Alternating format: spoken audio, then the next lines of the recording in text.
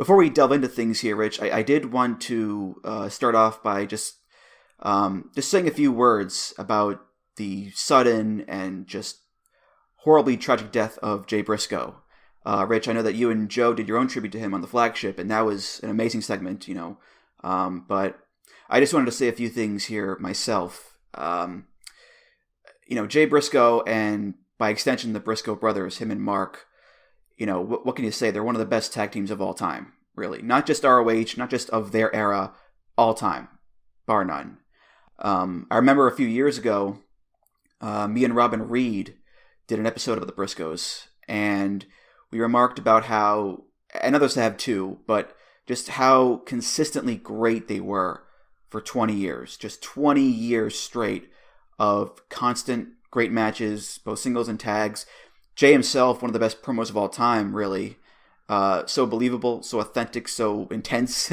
Up until the very end. The FTR trilogy last year will go down as one of the best three-match series of all time. And that's just one of the countless legendary feuds that these guys have had over the years. The Samoa Joe feud, the Steen Jericho feud, the Kings of Wrestling, the Bucks, Adam Cole, Age of the Fall, Jay Lethal, God. The list goes on and on and on. And to think of someone like him just dying so suddenly and at such a young age, 38 years old, it hurts. It hurts more than most, I think. And I think a big part of that is, and you and Joe touched on this too in the flagship, but it feels like we grew up with him.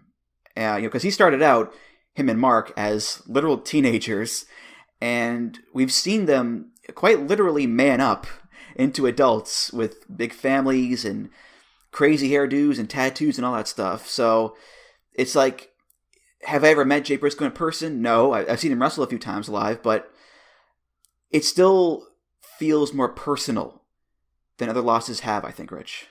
Yeah, and I think that's, to me, the biggest thing about this death is that most wrestling fans of a certain age pretty much saw their entire career, saw everything, saw them show up in Ring of Honor, have gone back and watched them in Ring of Honor, even if you weren't watching in real time, as, two 18, well, and Mark at the time, 17 or whatever, year olds with buzz cuts, wearing their, wrestling singlets or whatever, and then little by little evolve. And like you said, get some tattoos and grow some hair, or in Mark's case, grow a beard.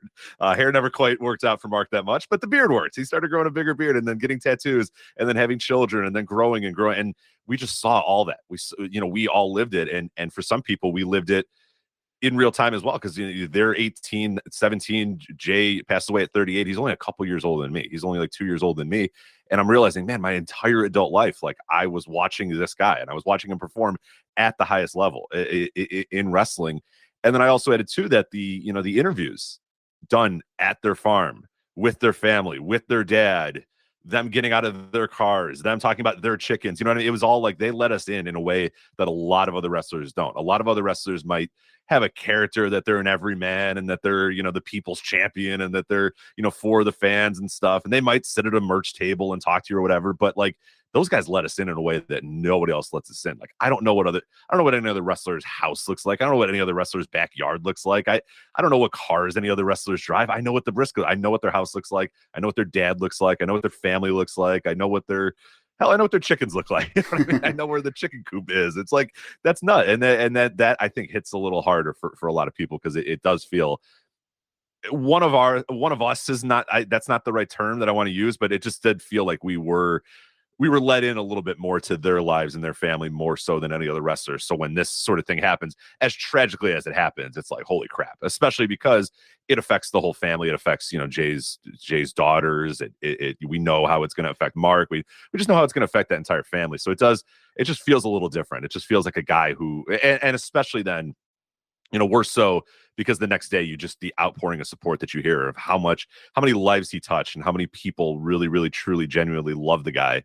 It makes it hurt even a little bit more, because now you're hurting for the other people, that are hurting as well. So it just an awful, awful death. And you talked about the longevity and the great wrestling. I mean, we broke it down on the flagship. When you go over the names of teams and wrestlers that every single like major wrestling star over the last 20 years has probably faced the Briscoes at one time or another, and probably had a really, really good match against the Briscoes, which is the other important aspect of it too, is they just were tremendous. They were tremendous. They were good for longer than any other tag team. I just there's no other tag team that you can find. You can give me names. You can come up. You're not going to find it. Nobody is as good as long as these guys were.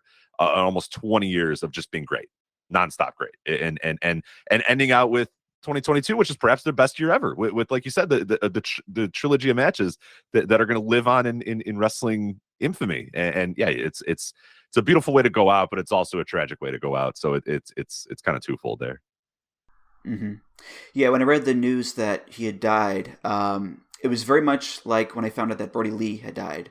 My stomach just dropped and my legs got all wobbly, and I just couldn't believe it was happening. I still don't believe it. It's been 4 days, and still it's hard to believe. Yeah. It's so awful. And like you said, as soon as the news hit, much like with Brody, the tributes just came pouring in from everywhere. ROH, AEW, WWE, Impact, the Indies, Japan as well. Guys like Kenta and Marufuji and Tanahashi and Shingo, just so many people expressing their love and their sorrow. And it was very apparent that this guy wasn't just one of the best wrestlers, he was one of the best people to be around and to know. And he was a great dad and a great husband and a great, friend and a pillar of his community as well. I mean, the town has just rallied around this family so much, and they're being so supportive, and they're raising money. It's like, I said this on the Brody Lee episode I did with Colin Delaney last year, but it is something of a silver lining just to see how beloved he was, Rich. Oh yeah. The community aspect of it too definitely hit hard, because they mentioned that they were going to close the schools or whatever, and you're like, oh, okay, like what? And then you realize, like, oh wow, they are just ingrained in this community as well. And you kind of, again, you thought that was sort of a wrestling thing, yeah, Sandy Fork versus everybody or whatever. Okay, yeah, whatever. No, it's literally what it was. I mean, they were ingrained in that community with members of the school board, Jay as an assistant football coach, and so, and you realize, like, oh my God, like that is, again, another authentic part of their careers and their lives or whatever, is just how ingrained in that community and how important to that community that they were. So then you start to feel for all those people and realize, God, this death is hurting so many people around the world. And it's just, it absolutely gutting a couple of days. Mm-hmm. Yeah, he leaves a very big hole, that's for sure. I was thinking about this earlier in the week. My dad, he had an overnight talk show on the radio for 20 years. And at the end of every show, he'd always say the same thing, which is, be well so you can do good. And looking at Jay Briscoe in his life, he wasn't perfect, we all know that, but he strived to better himself and to be a better person and to do good. And he did do good. Some of that good was just being a good guy and a good father and husband and a good friend and being very loving and supportive for people. Other times, doing good meant having these crazy-ass awesome matches with blood and sick bumps and all that stuff, and cutting these just insane chicken farm promos. Like, that was him doing good, too. And, you can ask 100 different people what their favorite Briscoe's match or favorite Briscoe's promo is, and they'll all give you a different answer. And to me, Rich, that's doing good, just to be so fondly remembered in that way. That's well said. Yeah, so Jay Briscoe, rest in peace, my man. I love you. We all love you. To his family, my heart goes out to you guys so much. I know that 2 of his daughters are in the hospital right now because of the car crash, and I just hope that they can recover and just be okay. And hope that the entire Briscoe family can just be okay.